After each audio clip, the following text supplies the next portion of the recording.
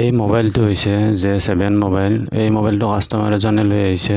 এই মোবাইলটোৰ সমস্যা হৈছে যদি আমি সাউণ্ডটো কমাই দিওঁ তেতিয়াহ'লে আৰু সাউণ্ডটো বঢ়াব নোৱাৰি।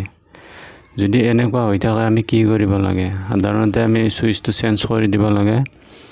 আমি হেয়াই কৰিম। আগৰ সুইচ যোনটো বেয়া সুইচ আছিল সেই সুইচটো উঠাই পেলাই এই নতুন সুইচটো লগাই আছো। এই সুইচটো লগাই দিলে এই সমস্যাটো আৰু নাথাকে।